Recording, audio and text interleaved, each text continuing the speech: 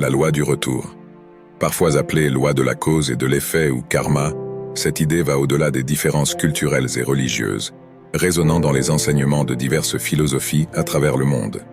Fondamentalement, l'essence de cette idée est que tout ce que nous faisons, qu'il s'agisse d'actions évidentes ou plus subtiles, résonne à travers l'univers et finit par nous revenir de quelque manière que ce soit.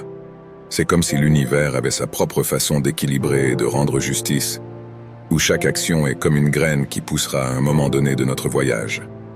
Avant de commencer, nous vous serions reconnaissants de montrer votre soutien en appuyant sur « J'aime ». Chaque fois que vous le faites, vous signalez à YouTube que vous avez apprécié ce que vous avez regardé, ce qui m'aide aussi. Et si vous n'êtes pas encore abonné, cliquez sur le bouton « S'abonner » en rouge, juste en dessous de la vidéo. La base de la loi du retour trouve son origine dans l'hindouisme, où elle est liée à la réincarnation. L'idée est que nos actions dans une vie affectent ce qui se passe dans les vies suivantes, façonnant les expériences et les défis que nous rencontrons.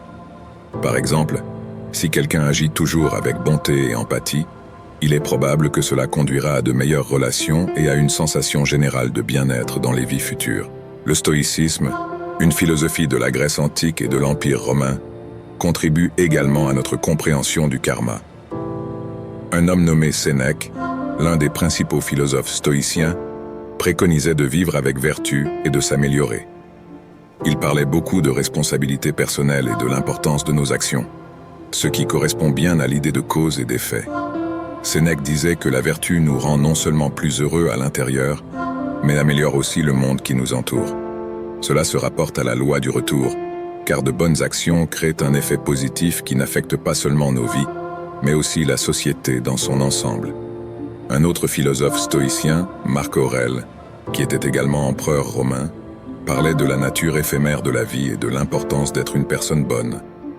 Il écrivait des méditations mettant en avant l'importance d'agir avec justice, compassion et humilité, ce qui est en rapport avec le karma. Marc Aurèle savait que ce que nous faisons n'affecte pas seulement notre propre vie, mais laisse aussi un héritage durable. Il pensait que s'améliorer soi-même était la clé pour améliorer le monde qui nous entoure. En y réfléchissant, nous pouvons appliquer l'idée du karma à l'environnement.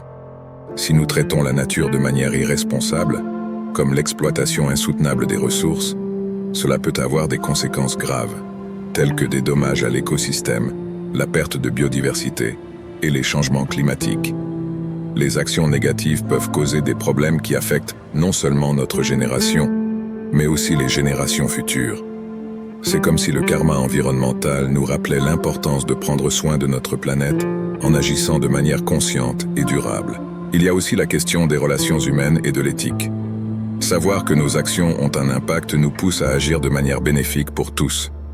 Les traditions philosophiques parlent toujours d'empathie, de compassion et de justice, qui contribuent à construire un monde plus juste et plus harmonieux.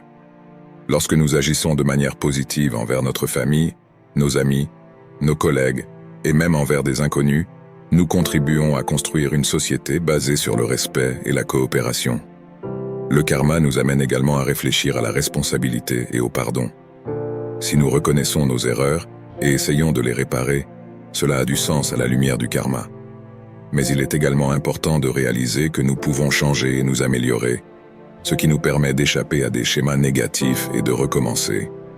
Le pardon envers nous-mêmes et envers les autres nous aide à surmonter le poids des actions passées et ouvre la voie à la guérison et à la croissance. En fin de compte, le karma nous rappelle d'être conscients et responsables dans tout ce que nous faisons. Il nous dit que nos actions ne sont pas isolées, mais qu'elles sont toutes connectées. Si nous agissons de manière éthique, nous contribuons à créer un monde meilleur, à la fois pour nous-mêmes et pour tous. Le concept de karma nous amène à réfléchir à notre place dans l'univers et à notre capacité à influencer le cours des choses. En explorant cette idée ancienne, nous sommes invités à réfléchir à notre place dans l'univers et à la manière dont nous pouvons influencer le monde qui nous entoure. Le karma n'est pas seulement une idée abstraite, c'est une manière de considérer nos actions, nos intentions et l'impact que nous avons. En tant que penseurs de la vie quotidienne, nous sommes appelés à comprendre que nous sommes une partie active de la création de la réalité, contribuant à un monde plus éclairé et plus conscient. En appliquant le karma dans des situations de la vie de tous les jours, nous trouvons de nombreux exemples qui montrent comment l'action entraîne une réaction. Pensez à la personne qui aide toujours les autres, en partageant son temps et ses ressources de manière généreuse.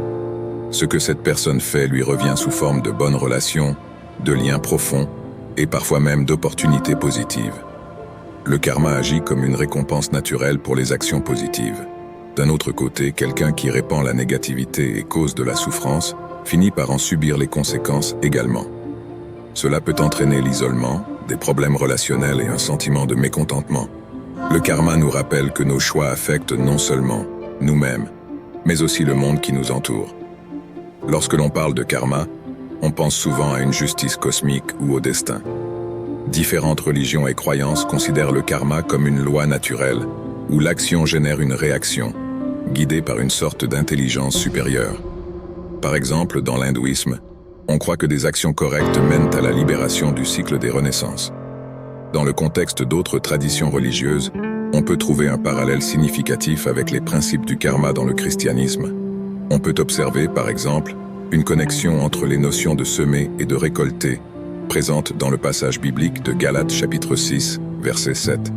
Ce passage qui déclare « Ne vous y trompez pas, on ne se moque pas de Dieu. Ce qu'un homme aura semé, il le moissonnera aussi », reflète une compréhension profonde et universelle des implications de nos actions. Même si vous ne suivez pas une religion, le karma peut être compris comme la manière dont tout est connecté.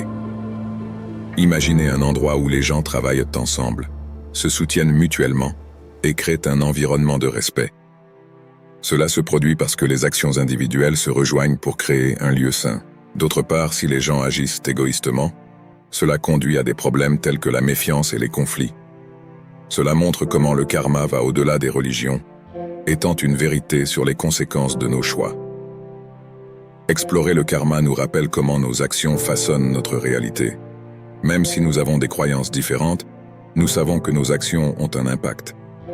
Cela nous pousse à réfléchir davantage à nos choix, aux choses que nous faisons et à ceux que nous laissons derrière nous. En comprenant le karma, nous voyons une philosophie qui marie la spiritualité avec la vie réelle. Peu importe ce que vous croyez, l'idée que nos actions importent est universelle. Cela nous incite à réfléchir davantage à nos choix, à réfléchir aux conséquences et à assumer la responsabilité de nos actions. Que pensez-vous de la loi du retour? Croyez-vous qu'il y a une réaction à chaque action? Laissez vos commentaires ci-dessous. Si vous avez aimé la vidéo, n'oubliez pas de mettre un j'aime et de vous abonner à la chaîne. Dans le commentaire épinglé, je laisse mes recommandations de livres qui inspireront votre développement personnel. Et ici, je vous laisse 2 vidéos pour approfondir vos connaissances. À la prochaine.